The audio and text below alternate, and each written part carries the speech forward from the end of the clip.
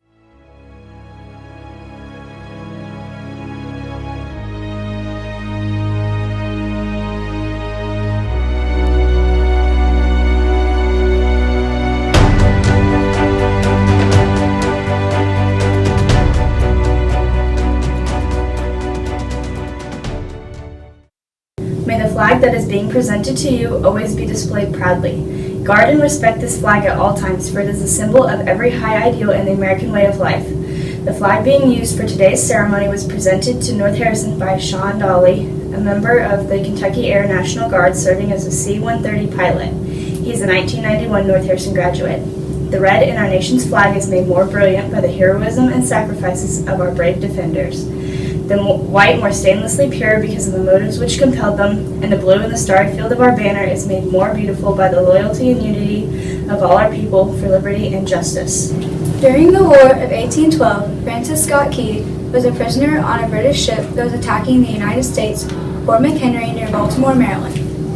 He helplessly watched the bombing through the night of September 13, 1814. At dawn, when he saw the American flag still flying over the fort, he knew the British bombardment had failed and the fort was still secure. Key was so proud and moved that he then wrote the Star-Spangled Banner. In 1931, it officially became our country's national anthem by a law signed by President Herbert Hoover. Now will you please stand and show your respect to the United States flag as our high school band performs the national anthem.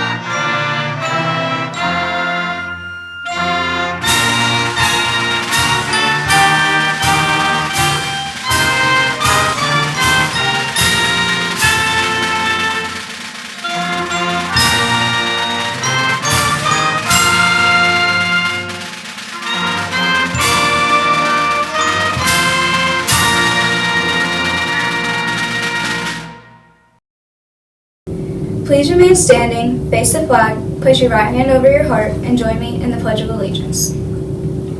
I pledge allegiance to the flag of the United States of America, and to the republic for which it stands, one nation, under God, indivisible, with liberty and justice for all. You may be seated.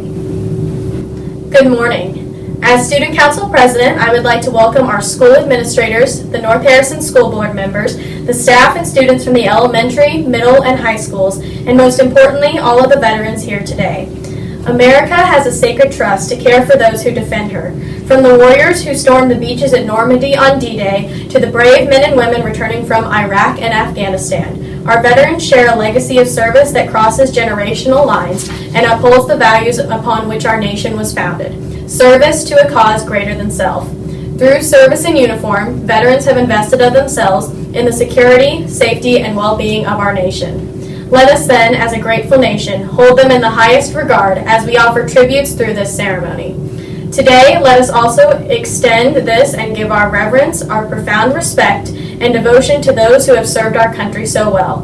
Please join me at this time in a round of applause for our guest veterans here with us today.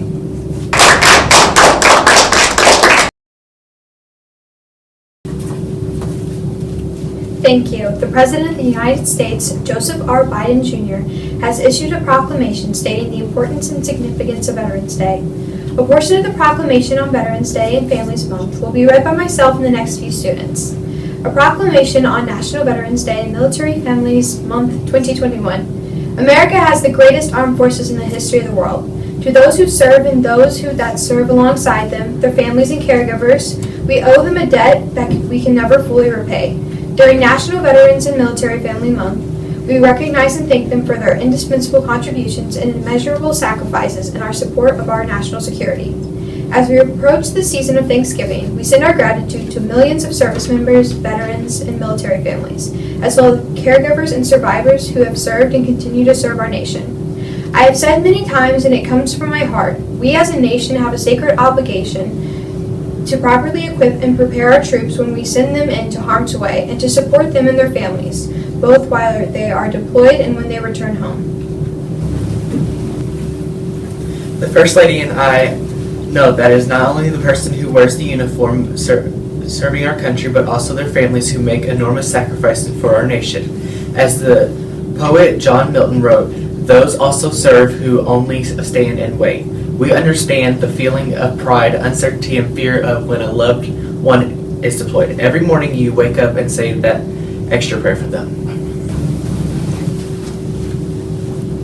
Our veteran and military families do so much and ask for little. They are strong and adaptable, changing course to accommodate the needs of our country, often foregoing personal wishes. They are capable and proud, holding down the home front during their loved ones' deployments, coping through their absence and the risk of danger, and helping them readjust when they come home.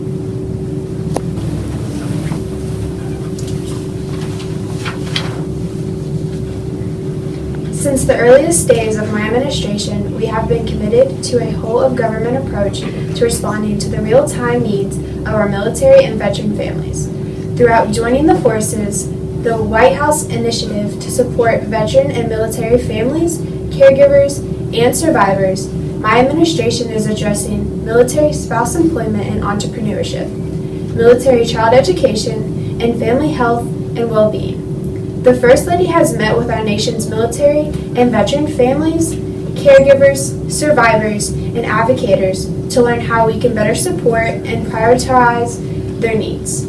Those discussions help inform the efforts across the government to share data, create initiative discussions, help inform the efforts across the government to share data, create initiative and solutions, and implement evidence-based programs and policies. In September, joining forces and the National Security Council released a report outlining the first round of administration-wide committees and proposals to support military and veteran families, caregivers, and survivors. We are committed to continuing these efforts because we must and we will honor our sacred obligation to support our military and veteran families and ensure they will receive the resources they need to thrive. Throughout November, we show our appreciation to the spouses, partners, children, caregivers, and survivors of our service members and veterans for their selfless sacrifice on the behalf of the nation. We honor them and their invaluable contributions. We share their pride in our armed forces, and we will never forget what they and their loved ones do for us. Now, therefore I, Joseph R. Biden Jr., President of the United States of America, by virtue of the authority vested in me by the Constitution and the laws of the United States, do hereby proclaim November 2021 as National Veterans and Military Families Month. I call upon the people of the United States to honor veterans and military families with the appropriate ceremonies and activities. In witness whereof I have hereunto set my hands this 29th day of October, in the year of our Lord 2021, and of the independence of the United States of America, the 246, Joseph R. Biden Jr. Like last year, we were unable to meet in person to celebrate and pay tribute to our veterans due to the current restrictions. But it is still our honor and privilege to recognize the veterans who reside in our community and have shaped our lives. During the musical performances of our band and choir throughout this program, we will show names, information, and pictures of veterans submitted by our students and community members. Each of these individuals has sacrificed time, effort, and more than we can ever repay to ensure our freedom. For that, we send each of these veterans and the many others a heartfelt thank you. To all of those who have served America or currently serve our country, you have given us refuge where we can find peace and safety instead of fear. You are the strength of our country that has provided us with shelter from the storms raging throughout the world. Today, we thank you and honor your sacrifices with the piece performed by the high school Cougar Choir, You Are My Refuge, composed by Michael John Trotta.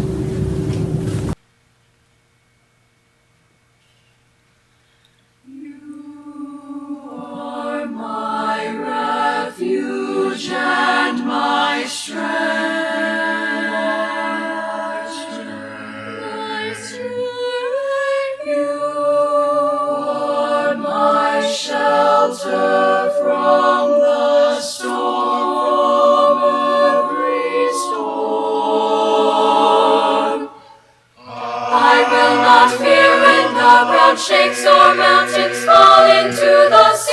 I will not fear when oceans roar or mountains shake from swelling tide.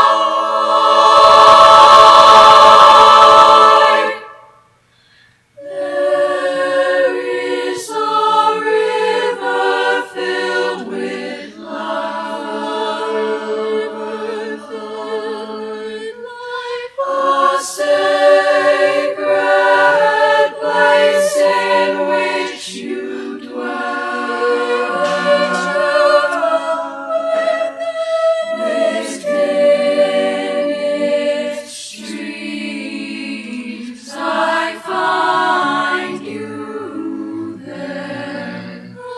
I find your help at break of dawn.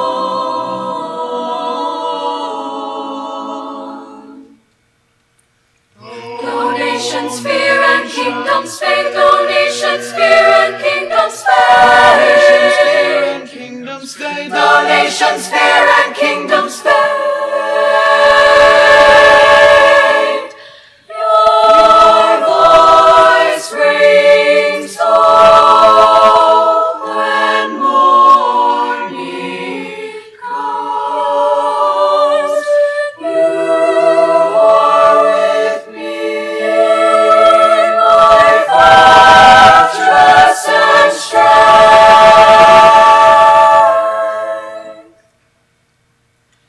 Be still and know that I am. Be still and know. Be still and know.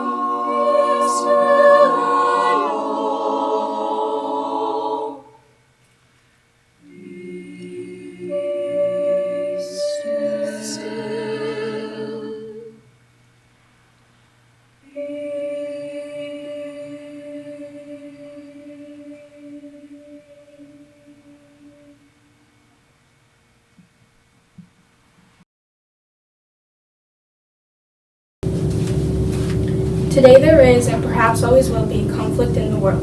Like other things of great value, security does not come cheaply.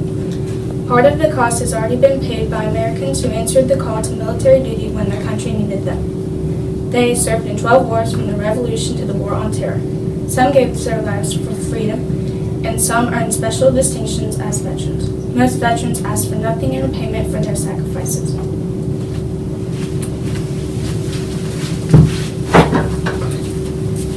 In 1921, the first unknown soldier was buried in Arlington National Cemetery in Washington, D.C.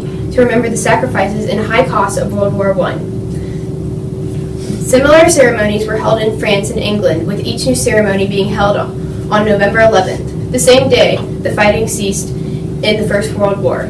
This gave universal recognition to Armistice Day, which was observed the 11th hour of the 11th day of the 11th month.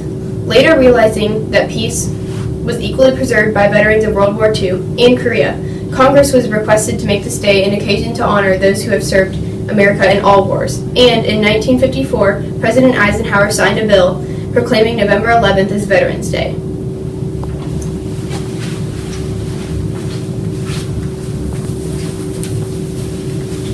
Many people confuse Memorial Day with Veterans Day.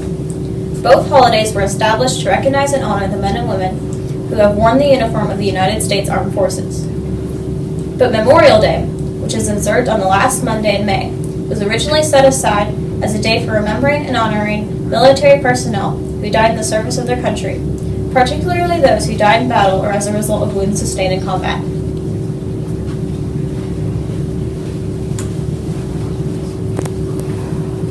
While those who died are also remembered on Veterans Day, which is observed on November 11th, Veterans Day is intended to thank and honor all those who have served honorably in the military in wartime or peacetime. In fact, Veterans Day is largely intended to thank living veterans for their service, to acknowledge that their contributions to our national security are appreciated, and to underscore the fact that all those who serve, not only those who have died, have sacrificed and done their duty to our country. Take a moment to look at all the flags that the United States has flown since 1776. Notice the number of stars and stripes are different in each one. As we look upon the flags, we should remember the thousands that endangered their lives so ours could be free. It's the great American flag. The American flag is very much a part of our daily lives. We should always respect it. The appearance of the flag has changed throughout history as more states joined in the United States, but honor and respect has always been due to this special American symbol.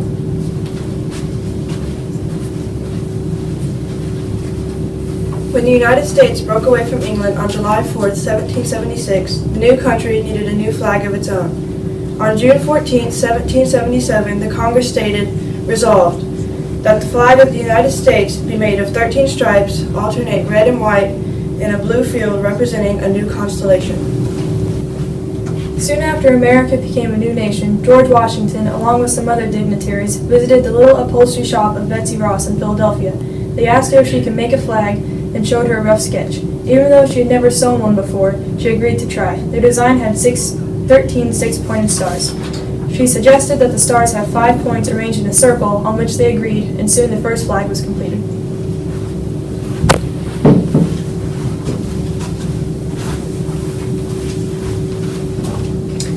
By 1792, there were 2 new states, Vermont and Kentucky, making a total of 15 states in the United States, but the flag still had 13 stripes and 13 stars.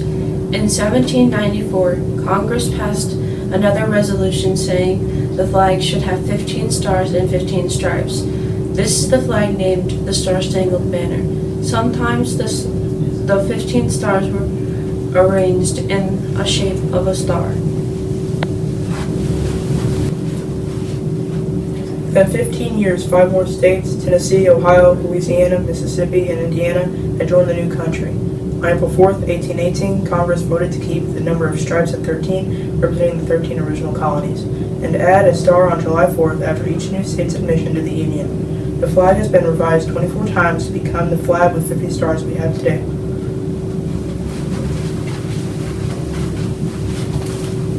Our high school band will now perform America the Beautiful under the direction of Mrs. Jennifer Gordon, our band director.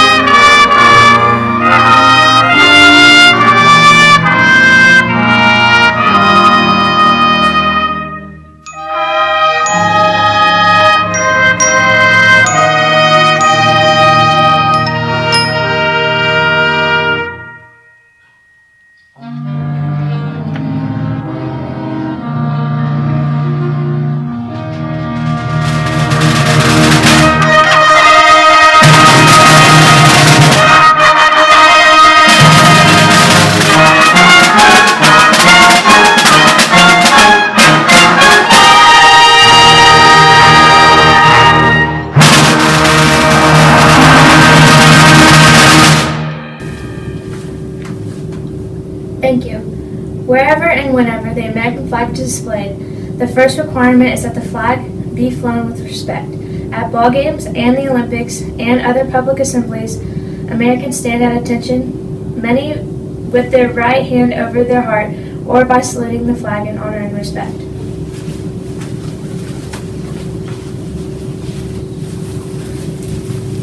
It is customary to display the flag in good weather only from sunrise to sunset on buildings and flagstaffs outside in the open. The flag may also be displayed at night when it is properly illuminated. The flag should be raised briskly and lowered ceremoniously. It should never touch the ground or the floor.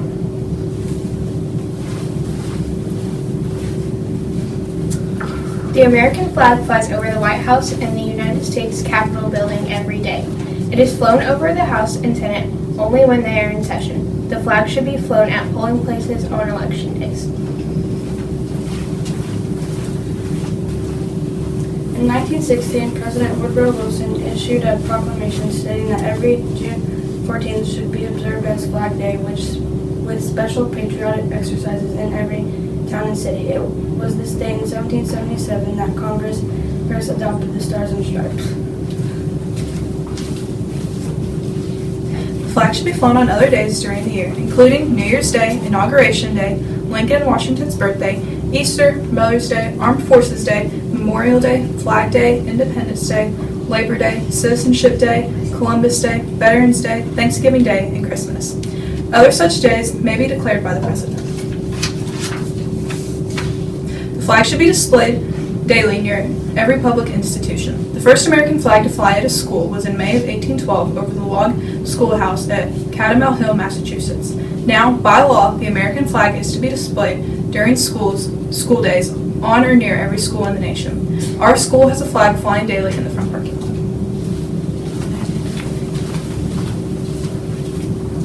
The American flag should always fly freely from its staff with the blue field at the top near the staff. It should never be displayed with the blue union down except as a signal of dire distress in instances of extreme danger to life or property. Lowering the flag is a signal or is a sign of surrender. If a flag becomes damaged, it may be repaired. When an American flag is so badly torn, soiled, or faded that it can no longer be displayed, it should be destroyed in a dignified manner, preferably by burning. It should be destroyed in private by burning without ceremony. To honor veterans, an American flag is often used. When the flag is used to cover a casket, its union should be over the deceased left shoulder. The flag should be lowered into the grave or allowed to touch the ground. The flag can and should be displayed again. Flying the flag at half-mast is a symbol of mourning. The flag should be hoisted to the top of the staff for an instant before being lowered to half-mast. It should be raised again to the top before being lowered for the night. Usually the flag is flown at half-mast only when the entire country mourns. It should be flown at half-mast for 30 days after a president dies. The flag should be flown at half-staff until noon on Memorial Day, then raised to the top of the staff. On Veterans Day, the flag should not be flown at half-staff. This day was originally known as Armistice Day, a day when war ended. It was a day of celebration, not mourning. Our combined middle and high school chorus will now sing Armed Forces, the Pride of America, a medley of our military songs arranged by Greg Gilpin and Larry Clark. As each of the military anthems is played, we ask that any member of the audience who has served or known anyone who has served in the branch, please stand and be recognized. Look around you and see how many people's lives have been touched by veteran service.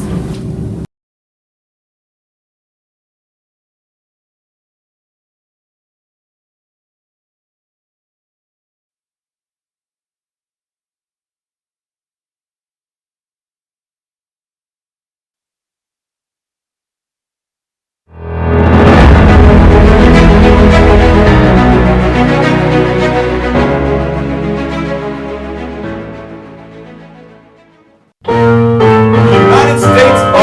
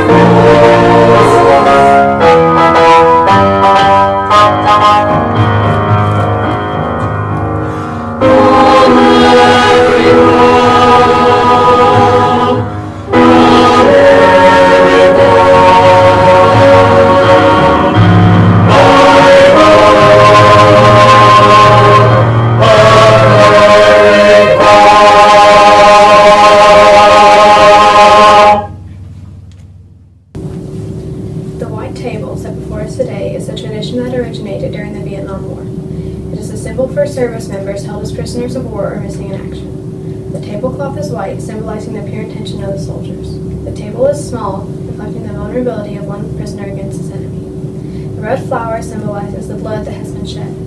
The flower also symbolizes the families and loved ones and the faith they uphold that their loved one will one day return. The slice of lemon engraved with salt symbolizes the soldiers' bitter fate and the tears of families waiting for loved ones to return. An inverted glass denotes the soldier's inability to be with us, and the candle represents the light in our hearts that accompanies the hope that our loved ones will someday find their way home. Finally, a chair is placed at the table and remains empty for the missing service member. The middle school will have a white table set up in the cafeteria today to honor our missing servicemen and women. We would now like to introduce the students from North Harrison Elementary. Today they will be singing a melody, including My Country and America the Beautiful, under the direction of Miss Rachel Wendell.